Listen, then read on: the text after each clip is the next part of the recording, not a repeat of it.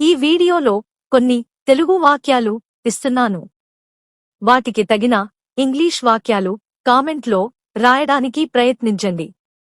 నేను ఈ వీడియో చివరిలోనే ఇంగ్లీష్లో కూడా చెబుతాను. మాతో కాఫీ ఎందుకు తాగకూడదు? అతనికి వర్షాకాలం తరచుగా జలుబు చేస్తుంది.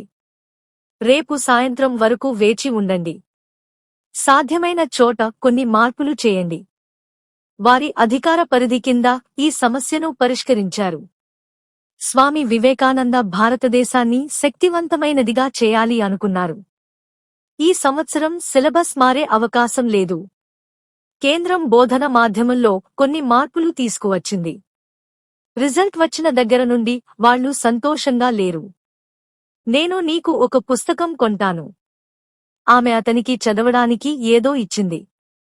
యోగా చేయమని అతను నాకు సలహా ఇచ్చాడు. మీరు ఆల్కహాల్ తాగాలని నేను అనుకోను. అతను రాబోయే 5 సంవత్సరాలు జైలులో ఉంటాడు. మీరు గ్రంథాలయంలో రోజుకు ఎన్ని గంటలు గడుపుతారు? సంతోషంగా ఉండడానికి మీరు ఇష్టపడే వారితో మాట్లాడాలి.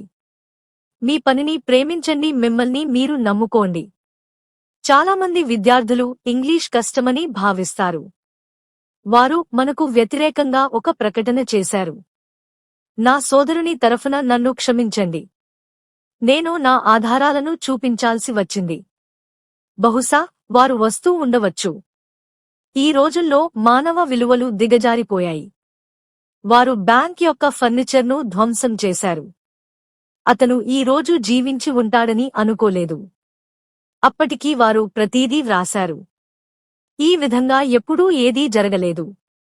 వచ్చే ఆదివారానికి మనం 5 పుస్తకాలను పొందుతాము. వారు అతనిని దేశం నుండి బహిష్కరించారు. వారి నిర్ణయం కాదనలేనిది. ఇవే వాక్యాలను ఇప్పుడు ఇంగ్లీష్ మరియు తెలుగులో చూద్దాం. మాతో కాఫీ ఎందుకు తాగకూడదు? Why not have coffee with us? అతనికి వర్షాకాలం తరచుగా జలుబు చేస్తుంది. He often catches cold in the rainy season. రేపు సాయంత్రం వరకు వేచి ఉండండి. Wait until tomorrow evening. సాధ్యమైన చోట కొన్ని మార్పులు చేయండి. Do some changes wherever possible. వారి అధికార పరిధి కింద ఈ సమస్యను పరిష్కరించారు. They solved that problem under their jurisdiction. Swami Vivekananda భారతదేశాన్ని శక్తివంతమైనదిగా చేయాలి అనుకున్నారు. Swami Vivekananda wanted make India as vibrant. ఈ సంవత్సరం సిలబస్ మారే అవకాశం లేదు. Syllabus is unlikely to change this year. కేంద్రం బోధన మాధ్యమంలో కొన్ని మార్పులు తీసుకువచ్చింది. Center has brought some changes in medium of instructions.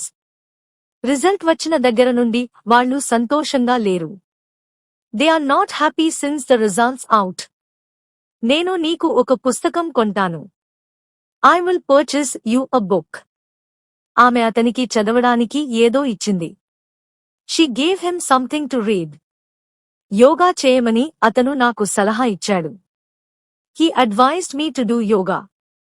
మీరు ఆల్కహాల్ తాగాలని నేను అనుకోను. I don't think you should drink alcohol. అతను రాబోయే 5 సంవత్సరాలు జైలులో ఉంటాడు. He will be next 5 years in prison. మీరు గ్రంథాలయంలో రోజుకు ఎన్ని గంటలు గడుపుతారు? How many hours a day do you spend in library? సంతోషంగా ఉండడానికి మీరు ఇష్టపడే వారితో మాట్లాడాలి. To be happy, you should talk with someone you love. మీ పనిని ప్రేమించండి, మిమ్మల్ని మీరు నమ్ముకోండి. Love your work and believe in yourself. చాలామంది విద్యార్థులు ఇంగ్లీష్ కష్టమని భావిస్తారు. Many students think that English is difficult. వారు మనకు వ్యతిరేకంగా ఒక ప్రకటన చేశారు. They made a statement against us. నా సోదరుని తరఫున నన్ను క్షమించండి. Forgive me on my brother's behalf. నేను నా ఆధారాలను చూపించాల్సి వచ్చింది. I had to show my credentials. బహుశా వారు వస్తూ ఉండవచ్చు. Perhaps they may be coming. ఈ రోజుల్లో మానవ విలువలు దిగజారిపోయాయి. Human values have worsened nowadays. వారు బ్యాంక్ యొక్క ఫర్నిచర్ను ధ్వంసం చేశారు. They vandalized the furniture of bank. అతను ఈ రోజు జీవించి ఉంటాడని అనుకోలేదు. He does not think he would be alive today. అప్పటికి వారు ప్రతీదీ వ్రాశారు. They have written everything by then. ఈ విధంగా ఎప్పుడూ ఏదీ జరగలేదు. Nothing of this sort has ever happened. వచ్చే ఆదివారానికి మనం 5 పుస్తకాలను పొందుతాము. We will get 5 books as of next Sunday. వారు అతనిని దేశం నుండి బహిష్కరించారు. They ostracized him from the nation. వారి నిర్ణయం కాదనలేనిది. Their decision is undeniable.